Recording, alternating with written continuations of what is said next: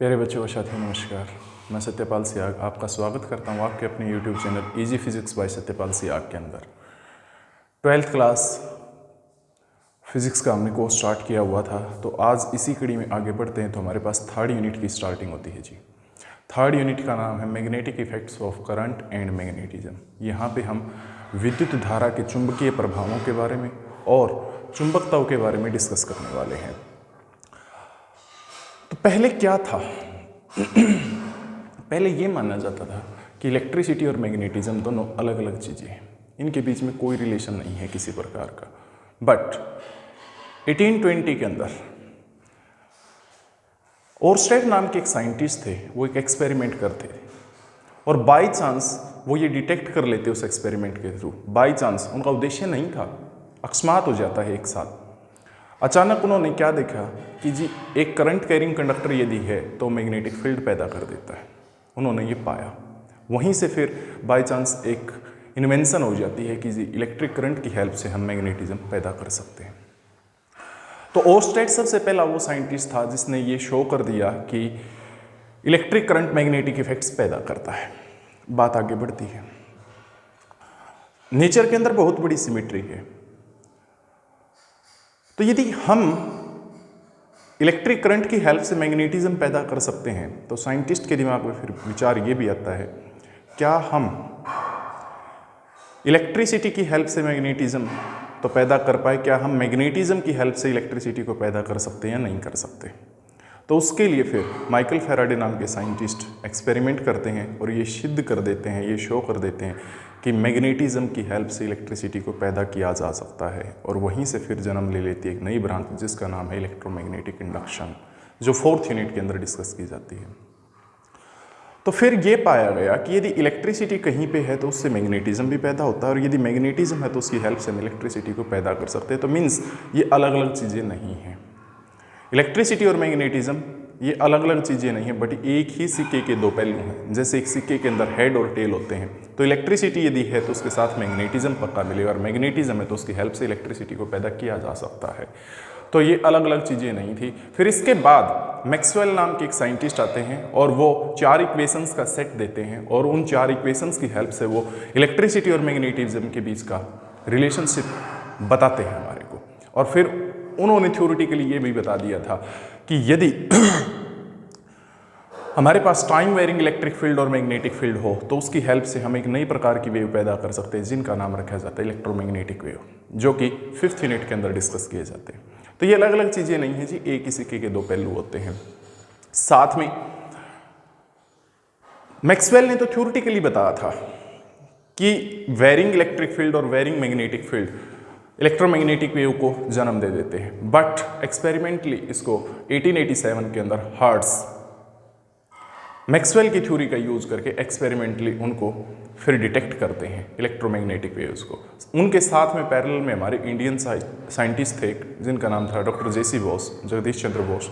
वो अपनी लैब के अंदर तैयार करते हैं इलेक्ट्रोमैग्नेटिक वेव्स को मैक्सवेल की थ्योरी का यूज़ करके, बट उनको ज़्यादा पहचान नहीं मिल पाई क्योंकि उस समय हमारा देश गुलाम था और इंडियन साइंटिस्ट को प्रेफरेंस नहीं दी जाती थी, तो इसलिए हर्ट्ज को फिर प्रेफरेंस मिलती है, और इसी वजह से फिर जो हमारी बुक्स वगैरह है उनमें हर्ट्ज का नाम ज़्यादा आता है, डॉक्टर जेसी बोस कम मिलते हैं। तो बात करते हैं जी, सबसे पहले वो एक्सपेरिमेंट कौन सा था जिसके थ्रू ओरस्टेड ने ये प्रूव किया था कि current carrying conductor magnetic field पैदा करता है। उस एक्सपेरिमेंट को ओरस्टेड एक्सपेरिमेंट का नाम दिया जाता है। बड़ा अच्छा एक्सपेरिमेंट है, इससे बहुत कुछ चीज़ें सीखने को मिलती है। तो देखते रहिए, जुड़े रहिए easy physics by Satyapal Siyag के साथ, और करते हैं ओरस्टेड एक्सपेरिमेंट को। उसने एक्सपेरिमेंट को करने के लिए एक कंडक्टर ले लिया बच्चों। ये कंडक्टर था, नाम रख देते इसको जिसका AB, और इसके साथ उसने क्या किया बेटे, एक बैटरी जोड़ दी जो मान लेते V पोटेंशियल डिफरेंस प्रोवाइड करती है। सर्किट को ओपन या क्लोज करने के लिए उसने की लगा दी, एक बटन लगा दिया, ये उसने सेटअप किया जी। साथ में एक कंपास निडल उसने रख दी, कंपास निडल। जो कंपास निडल होती है वो फ्रीली रोटेट कर सकती है हॉरिजॉन्टल प्लेन के अंदर, ऐसे यूं रोटेट कर सकती है, और जब नेचुरल स्टेट में उसको रखा जाता है तो उसकी निडल हमेशा नॉर्थ साउथ के अलोंग रेस्ट पे आती है। एक सिरा उसका नॉर्थ की तरफ होता है जिसको नॉर्थ पोल बोलते हैं, और एक सिरा उसका साउथ की तरफ होता है जिसको साउथ पोल का नाम दिया जाता है।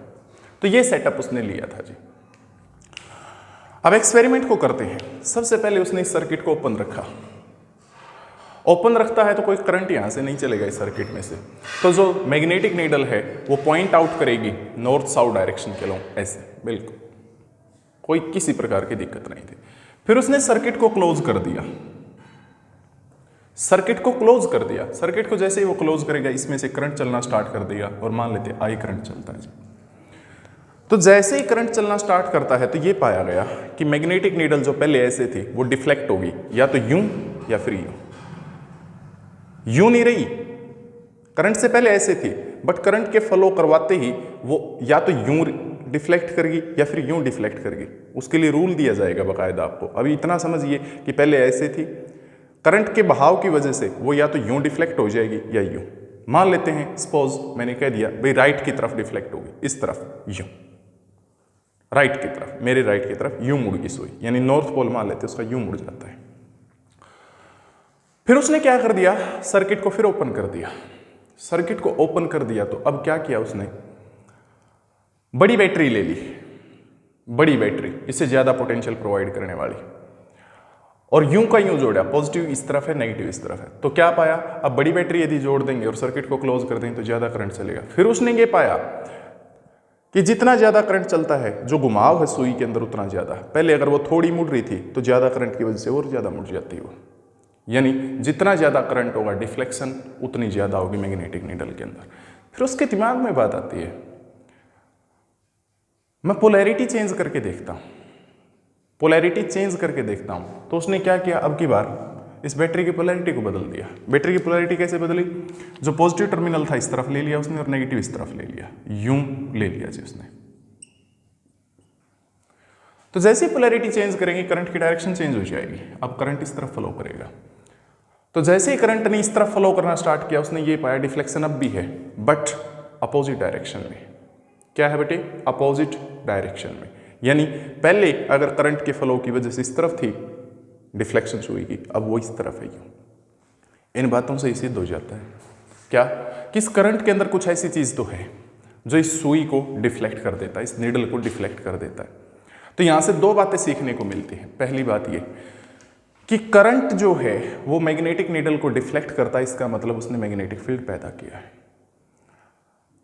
ये बात बिल्कुल समझ चुके हम यहां से। दूसरी बात, जितना ज्यादा करंट चलेगा उतनी ज्यादा डिफ्लेक्शन आती है, मींस उतना ज्यादा करंट के द्वारा मैग्नेटिक फील्ड पैदा किया गया है। और तीसरी बात जो यहां से गौर करने की वो ये, यदि हम करंट की डायरेक्शन को रिवर्स कर देते हैं, उल्टा कर देते हैं, तो डिफ्लेक्शन फिर भी आती है बट उसकी डायरेक्शन अपोजिट हो जाती है। क्या होगी बेटे, अपोजिट। अब ये डिफ्लेक्शन आएगी किस तरफ, ये डिफ्लेक्शन आएगी किस तरफ, उसके लिए एक रूल दिया जाता है, और रूल का नाम है बेटे स्नो रूल। स्नो रूल इसको बोलते हैं। नेचुरल जो बर्फ गिरती है उसको स्नोफॉल बोलते हैं, वही स्नो है जी, स्नो रूल। ये स्नो रूल क्या कहता है, यदि करंट किसी वायर में साउथ से नॉर्थ जाता हो, कहां से कहां जाता हो, साउथ से north, over the magnetic needle, then north pole of the needle will deflect towards west, towards west. बड़ा सिंपल सा रूल। यदि किसी वायर में करंट, जैसे सपोज ये वायर है, इसमें करंट साउथ से नॉर्थ जाता हो, साउथ से नॉर्थ, उस समय मैग्नेटिक नीडल का जो नॉर्थ पोल होगा वो किस तरफ मुड़ जाएगा बेटे, वेस्ट की तरफ मुड़ जाएगा, पश्चिम दिशा की तरफ उसमें डिफ्लेक्शन आएगी। और यदि उल्टा कर दें, नॉर्थ से साउथ चलता हो तो फिर वो मुड़ेगा बट ईस्ट की तरफ मुड़ जाएगा। तो स्नो रूल के अकॉर्डिंग ये है, यदि किसी वायर में करंट साउथ से नॉर्थ चलता है over the magnetic needle, then it's north pole, magnetic needle का नॉर्थ पोल जो होगा वो वेस्ट की तरफ डिफ्लेक्ट करेगा, पश्चिम की तरफ मुड़ जाएगा। जितना ज्यादा करंट चलेगा उतना ज्यादा उसके अंदर घुमाव आएगा। कई बच्चों के समझ में नहीं आता, कोई बात नहीं, उनके लिए फिर दूसरा समाधान भी है। दूसरा समाधान क्या है, बच्चे मन के सच्चे अकल के कच्चे, वो क्या करते हैं, एम्पियर के पास जाते हैं। एम्पियर भी एक साइंटिस्ट था और उसके पास जाते हैं, और उस समय वो तैरता है, स्विमिंग पूल में वो स्विमिंग कर रहा था, और बच्चे भागते भागते उसके पास जाते हैं, वो बोलते हैं जी ओरस्टेड ने एक्सपेरिमेंट करके ये प्रूव कर दिया कि यदि करंट है तो वो मैग्नेटिक फील्ड पैदा करेगा। बट उसने जो डायरेक्शन बताई है वो हमारी समझ में नहीं आई कि किस तरफ मैग्नेटिक नीडल का नॉर्थ पोल मुड़ेगा। एम्पियर बोला भाई कोई बात नहीं, वो तैरता रहा, दिमाग में रूल सोचता रहा, और जैसे ही बाहर आता है तो वो रूल दे देता है। उसी रूल को नाम देते एम्पियर स्विमिंग रूल। क्या नाम देते बेटे? Ampere swimming rule. वो भी यही बताता है, काम दोनों का एक ही है बट उसका बताने का तरीका अलग है। एम्पियर्स स्विमिंग रूल कैसे? मान लीजिए ये करंट कैरिंग कंडक्टर है, इसमें करंट इस तरफ चलता है, तो वो ये कहता है कि इसमें इमेजिन करो एक आदमी तैरता है। अब आदमी भाई वायर में कैसे तैर सकता है? सोचने की बात तो ये है, तैर सकता ही नहीं, फिर भी इमेजिन करना, आपको कल्पना करनी है कि एक आदमी इस वायर के अंदर तैरता है इस तरीके से कि करंट उसके पैरों से तो एंटर करता है और उसके हेड से निकल जाता है। ये उसका सिर है, ये उसके पैर हैं, ये उसके दो हाथ हैं, एक ये वाला और एक ये वाला। बड़ा अच्छा आदमी। इमेजिन कीजिए वायर में एक आदमी तैरता है इस तरीके से कि पैरों से तो करंट एंटर करता है और सिर से निकल जाता है। तब जिस तरफ उसका लेफ्ट हैंड होगा, जिस तरफ उसका लेफ्ट हैंड, उसी तरफ मैग्नेटिक नीडल का नॉर्थ पोल मुड़ जाएगा। क्या मुड़ेगा जी? North pole. अब ये देख लो, ये रूल और वो रूल एक ही है। इसमें जब करंट साउथ से नॉर्थ जाता है तो इसका मैग्नेटिक नीडल का नॉर्थ पोल किस तरफ मुड़ा था? पश्चिम की तरफ, वेस्ट की तरफ। और इसमें भी वही होगा, क्योंकि अगर आदमी यूं तैरेगा साउथ से नॉर्थ की तरफ, यदि वो तैरता हुआ जाएगा, करंट उसके पैरों से एंटर करता है, सिर से निकलता है, तो लेफ्ट हैंड किस तरफ उसका? वेस्ट की तरफ ही है। तो वेस्ट की तरफ मैग्नेटिक नीडल का नॉर्थ पोल मुड़ जाएगा। तो चाहे कोई से रूल से आप बता दीजिए, दोनों की एक ही चीज है जी। तो ये था प्यारे बच्चों हमारे पास एम्पियर स्विमिंग रूल का concept. In this way Oersted experiment is over. तो ओरस्टेड के एक्सपेरिमेंट से यही बात हमारे को सीखने को मिलती है कि इलेक्ट्रिक करंट मैग्नेटिक फील्ड पैदा करता है। जितना ज़्यादा इलेक्ट्रिक करंट होगा उतना ज़्यादा मैग्नेटिक फील्ड वो पैदा करेगा। और तीसरी बात, यदि हम करंट की डायरेक्शन को अपोजिट कर देते हैं तो मैग्नेटिक फील्ड जो उसके द्वारा पैदा किया जाता है उसकी डायरेक्शन भी अपोजिट हो जाती है। इसके बाद आता है एक इंपॉर्टेंट आर्टिकल। उस इंपॉर्टेंट आर्टिकल का नाम है force on a moving charge in uniform magnetic field. तो सबसे पहले आपको मैग्नेटिक फील्ड का पता होना चाहिए भाई, मैग्नेटिक फील्ड क्या है, फिर आगे बढ़ सकते हैं हम। मैग्नेटिक फील्ड को डिस्कस कर लेते हैं जी। अब मैग्नेटिक फील्ड, जैसे इलेक्ट्रिक फील्ड पढ़ते हैं वैसे ही मैग्नेटिक फील्ड होता है जी, बिल्कुल एज इट इज पैटर्न पे। The space around a magnet or a current carrying conductor in which its magnetic effects can be experienced is known as magnetic field। वो सारा का सारा 3 डायमेंशन में स्पेस किसके बाहर का? करंट कैरिंग कंडक्टर या फिर मैग्नेट के चारों तरफ, जिसके अंदर उसके मैग्नेटिक इफेक्ट्स को आप एनालाइज कर सकते हैं, एक्सपीरियंस कर सकते हैं, उसी को क्या बोलते हैं प्यारे बच्चों हमारे पास? मैग्नेटिक फील्ड बोलते हैं। और किसी पॉइंट पे, पर्टिकुलर पॉइंट पे जो उसकी स्ट्रेंथ होगी, जो ताकत होगी, जो मजबूती होती है मैग्नेटिक फील्ड की, that is known as magnetic field intensity. उसी को क्या बोलते हैं बेटा? मैग्नेटिक फील्ड इंटेंसिटी बोलते हैं। जैसे ये हमारे पास इस रीजन के अंदर मैग्नेटिक फील्ड है, तो यहाँ पर्टिकुलर पॉइंट के ऊपर जो स्ट्रेंथ है मैग्नेटिक फील्ड की, that is known as magnetic field intensity, जिसको बी से डिनोट करते हैं। और ये एक वेक्टर क्वांटिटी होती है। इसका सारा डिस्कशन आगे आएगा। मैं यहाँ पे थोड़ी सी जानकारी इसकी दे देता हूँ कि मैग्नेटिक फील्ड इंटेंसिटी एक वेक्टर क्वांटिटी होती है। और जब हम बात करते हैं किसी मैग्नेट की, मैग्नेट है जैसे ये इसका नॉर्थ पोल, ये मान लीजिए साउथ पोल, तो आउटसाइड द मैग्नेट जो मैग्नेटिक फील्ड की डायरेक्शन होती है वो नॉर्थ पोल से साउथ पोल की तरफ होती है, और इनसाइड द मैग्नेट ये साउथ पोल से नॉर्थ पोल की तरफ होती है। मैग्नेटिक फील्ड इंटेंसिटी की जो डायरेक्शन होगी outside the magnet from north to south, and inside the magnet it is from south to north. तो अब यूनिफॉर्म मैग्नेटिक फील्ड का मतलब ये है कि एक ऐसा मैग्नेटिक फील्ड जिसकी ना तो डायरेक्शन चेंज करती है और ना ही मैग्नीट्यूड चेंज करता हो, उस मैग्नेटिक फील्ड को यूनिफॉर्म मैग्नेटिक फील्ड बोलेंगे। एक जैसा, एक जैसे का मतलब तो ये है कि इसकी दोनों चीजें चेंज नहीं करनी चाहिए जी, ना तो मैग्नीट्यूड चेंज करना चाहिए ना ही डायरेक्शन चेंज करनी चाहिए, तब ये यूनिफॉर्म मैग्नेटिक फील्ड बोला जाएगा। तब एक यूनिफॉर्म मैग्नेटिक फील्ड के अंदर एक चार्ज पार्टिकल को मूव करने के लिए छोड़ दिया तो ये पाया गया कि वो फोर्स एक्सपीरियंस करता है। अब हमें एक्सप्रेशन निकालनी है कि इतना फोर्स वो एक्सपीरियंस करेगा। important, very very important article for your paper point of view as well as knowledge point of view as well as competitive point of view. Force on a moving charge in uniform magnetic field. Uniform magnetic field, यदि uniform magnetic field के अंदर कोई charge particle move करता है तो किस तरीके से इस पे फोर्स लगेगा, कितना फोर्स लगेगा, किन किन फैक्टर्स पे डिपेंड करेगा। लेट अस सपोज ये हमारा कार्टेशियन सिस्टम है, मान लेते हैं जी, इसको ओरिजिन बोल लीजिए, ये एक्स एक्सिस मान लीजिए, ये वाई एक्सिस मान लीजिए, ये जेड एक्सिस मान लीजिए। हमने मान लिया यूनिफॉर्म मैग्नेटिक फील्ड है यहाँ पे, उसकी डायरेक्शन जो एक्स एक्सिस के अलोंग है और स्ट्रेंथ बेटे उसकी मान लेते हैं बी है। डायरेक्शन एक्स एक्सिस के अलोंग और जो स्ट्रेंथ है पर्टिकुलर मैग्नीट्यूड है उसका वो बी मान लेते हैं। हमने मान लिया एक चार्ज पार्टिकल जिसपे चार्ज क्यू है, वी वेलोसिटी के साथ वो इस डायरेक्शन में मूव करता है इस तरीके से कि उसकी वेलोसिटी और मैग्नेटिक फील्ड के बीच एंगल बनता है जी थीटा। चार्ज कितना उस पर क्यू, वेलोसिटी कितनी उसकी वी, डायरेक्शन ये है, इस तरीके से कि वेलोसिटी के बीच और मैग्नेटिक फील्ड के बीच का जो एंगल है वो थीटा मान लीजिए आप यहाँ पे।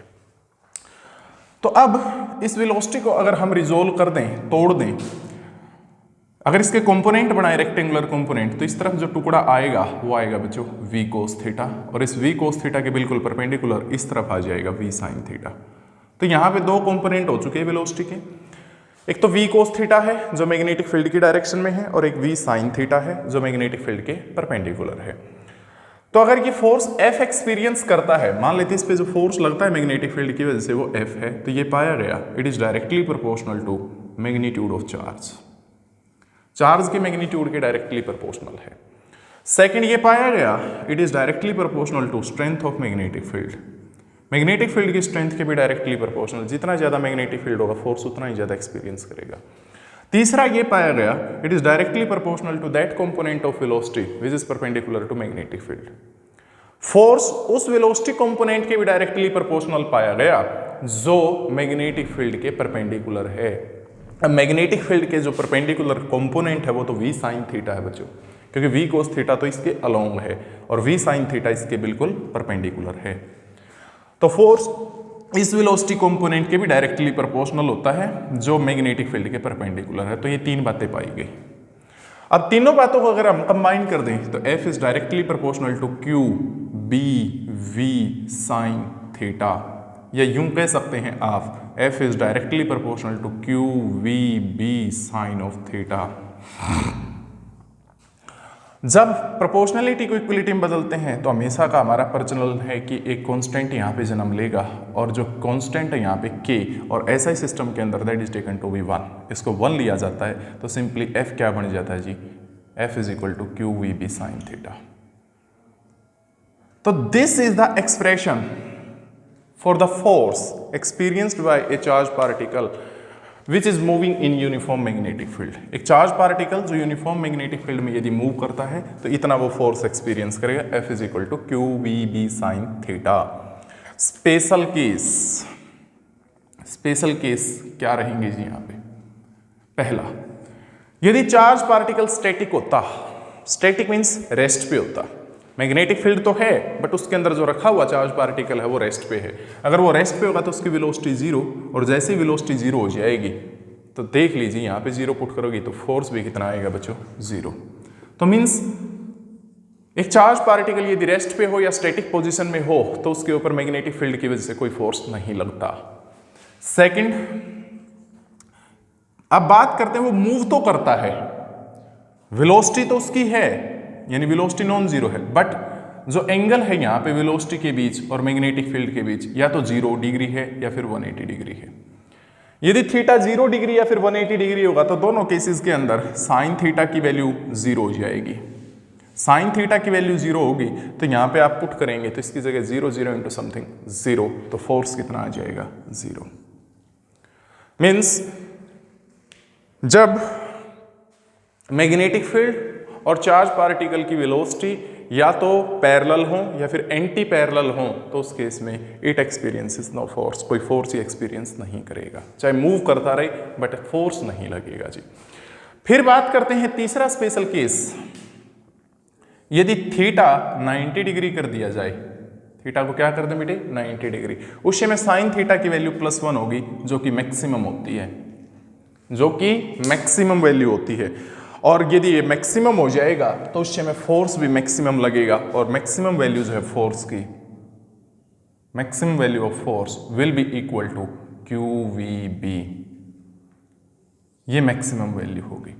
तो इसलिए चार्ज पार्टिकल मैक्सिमम फोर्स कब एक्सपीरियंस करता है, वो तब एक्सपीरियंस करता है जब उसकी वेलोसिटी और मैग्नेटिक फील्ड एक दूसरे के परपेंडिकुलर हो। ये था कंसेप्ट हमारे पास फोर्स का। अब यहां पे हम इसको वेक्टर फॉर्म में भी लिख सकते हैं।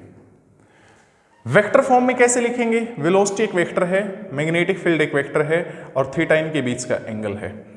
तो जैसे हमें पता है एक बात का, A क्रॉस B, यदि दो वेक्टर हों A और B, उनकी क्रॉस प्रोडक्ट होती है AB साइन थीटा के बराबर, A का magnitude B magnitude into sine of the angle between them. तो VB साइन थीटा को आप V क्रॉस B लिख सकते हैं, तो F vector will be equal to Q into V cross B। तो इसलिए यहां से पता चल जाएगा हमारे को कि जो फोर्स आएगा वेलोसिटी और मैग्नेटिक फील्ड दोनों के परपेंडिकुलर आएगा, क्योंकि दो वेक्टर की जब क्रॉस प्रोडक्ट की जाती है तो उनका जो रिजल्ट आएगा वो हमेशा उन दोनों के परपेंडिकुलर होता है, नॉर्मल होगा। तो ये फोर्स इसके भी परपेंडिकुलर होगा बेटे, इसके भी परपेंडिकुलर होगा। अब बात आती है यहाँ पे डायरेक्शन की, direction of force. Direction of force, direction बताने के लिए या तो आप राइट हैंड थंब रूल का यूज कर लीजिए। Right hand thumb rule, right hand thumb rule क्या कहता है कि पहले वेक्टर से दूसरे वेक्टर की तरफ अपने दाएं हाथ की उंगलियों को छोटे एंगल से घुमा दीजिए, तो जिस तरफ अंगूठा आएगा वो इसकी डायरेक्शन होगी, जो कि आप +1 से पढ़ते आते हैं। बट यहाँ पे एक स्पेशली रूल भी दिया जाता है जिसका नाम होता है फ्लेमिंग लेफ्ट हैंड रूल। यदि फोर्स की डायरेक्शन बताना चाहते हो तो फ्लेमिंग लेफ्ट हैंड रूल यहाँ पे स्पेशली दिया जाता है। वो कहता है कि अपने लेफ्ट हैंड की, बाएं हाथ की फर्स्ट फिंगर, सेंट्रल फिंगर और अंगूठा म्यूचुअली परपेंडिकुलर एक्सपेंड कर लीजिए। म्यूचुअली परपेंडिकुलर यानी तीनों के बीच एंगल 90 का होना चाहिए। यहाँ 90 का एंगल है, यहाँ भी 90 का है, और ये भी 90 है। इस तरीके से कि पहली उंगली तो मैग्नेटिक फील्ड की डायरेक्शन में हो, ये मैग्नेटिक फील्ड के अलोंग होनी चाहिए। सेंट्रल फिंगर करंट की डायरेक्शन में होनी चाहिए। किस तरफ? करंट की डायरेक्शन में। अब करंट की डायरेक्शन क्या होगी? जिस तरफ पॉजिटिव चार्ज आएगा। यदि पॉजिटिव चार्ज है वो इस तरफ जाता है तो ये करंट की डायरेक्शन है, और यदि नेगेटिव चार्ज जाता है इस तरफ तो करंट की डायरेक्शन फिर इसकी उल्टी हो जाएगी, यू। तब अंगूठा जो आएगा वो मैग्नेटिक फोर्स की डायरेक्शन बता देगा। मैं रिपीट करता हूं, पहली उंगली मैग्नेटिक फील्ड की डायरेक्शन में, सेंट्रल फिंगर जो है वो करंट की डायरेक्शन में, ओके। देन अंगूठा जो है ये थंब हमारे पास, that gives us the direction of force, ये फोर्स की डायरेक्शन बता देगा। याद रखने का rule FMC, F for force, M for magnetic field, C for current. Father mother child, father mother child, force magnetic field current, father mother child, force magnetic field current, father mother child. F for father, F for force, M for mother, M for magnetic field, C for current, C for child. तो इस तरीके से आप Fleming left hand rule का use करके direction बता सकते हैं यहां से। अब जो एक्सप्रेशन हमारी है F is equal to QVB sine theta, इससे हम मैग्नेटिक फील्ड इंटेंसिटी को डिफाइन भी कर सकते हैं, साथ में उसकी यूनिट भी बना सकते हैं, साथ में उसका डायमेंशन फॉर्मूला भी बना सकते हैं। देख लीजिए कैसे बनाएंगे जी। As F is equal to QVB sine theta, पहले तो डिफाइन करते हैं इसको। यदि चार्ज हम यूनिट ले लें यानी +1 कूलम, उसकी वेलोसिटी कर दें यूनिटी यानी 1 मीटर पर सेकेंड, थीटा कर दें 90 डिग्री, ये भी 1, ये भी 1, और थीटा के 90 करते ये टर्म भी 1, तो F किसके बराबर हो जाएगा? B के। लो जी, तो magnetic field at a point is numerically equal to the force experienced by a unit positive charge moving with unit velocity perpendicular to the magnetic field। बनी definition. Magnetic field at a point is numerically equal to the force experienced by a unit positive charge moving with unit velocity perpendicular to magnetic field. यदि एक unit positive charge unit velocity के साथ magnetic field के perpendicular move करता है तो जितना वो फोर्स एक्सपीरियंस करेगा वो न्यूमेरिकली मैग्नेटिक फील्ड इंटेंसिटी के बराबर होगा। ये डेफिनेशन बनेगी भाई इसकी। अब बात करते हैं हम इसकी ऐसा यूनिट की। ऐसा यूनिट यहां से बना सकते हो आप। कैसे? F is equal to Q we B sine theta है तो सारी चीजें इसके डिवाइड में ले जाओ। क्यू वी साइन थीटा इसके डिवाइड में ले जाइए तो F upon Q V sine theta बराबर बी फोर्स। फोर्स की ऐसा यूनिट होती है न्यूटन, अपॉन चार्ज की ऐसा यूनिट कूलम, वेलोसिटी की मीटर पर सेकंड। साइन थीटा तो एक न्यूमेरिकल वैल्यू है, कोई यूनिट नहीं है, तो क्या बनेगी? ये सेकंड ऊपर चली जाएगी बेटा, यानी मैग्नेटिक फील्ड इंटेंसिटी की जो ऐसा यूनिट बनी वो न्यूटन सेकंड पर कूलम मीटर। अब इतनी बड़ी यूनिट याद रखनी मुश्किल, तो इसलिए इसको एक नया नाम दिया जाता है टेस्ला। क्या नाम देते बेटा? टेस्ला, जिसको कैपिटल टी से हम डिनोट कर लेते हैं। तो ऐसा यूनिट जो है मैग्नेटिक फील्ड की वो न्यूटन सेकंड पर कूलम मीटर है, जिसको टेस्ला बोल सकते हैं। निकोला टेस्ला नाम के साइंटिस्ट थे जिन्होंने एसी जनरेटर को डिजाइन किया था, उनके ओनर में इसकी यूनिट टेस्ला दी जाती है। सीजीएस यूनिट जो होती है इसकी वो गॉस है। गॉस, ये सीजीएस यूनिट है बेटे। This is the CGS unit for magnetic field intensity, और 1 टेस्ला 10⁴ गॉस के बराबर होता है। और अर्थ जो है उसका भी अपना खुद का मैग्नेटिक फील्ड है, बट वो बहुत कम होता है, तो उसको मापने के लिए हम जनरली गॉस का यूज़ करते हैं। टेस्ला का नहीं यूज़ करते, जनरली गॉस प्रेफर की जाती है, क्योंकि गॉस छोटी यूनिट है हमारे पास। इसके बाद इसका डायमेंशनल फॉर्मूला भी आप बना सकते हैं। डायमेंशनल फॉर्मूला बना लीजिए इसी से। F is equal to Q we B sine theta है, तो अब यहां से बनाई तो कैसे बनाएंगे? F is equal to Q we B sine theta, तो F upon Q V sine theta is equal to B.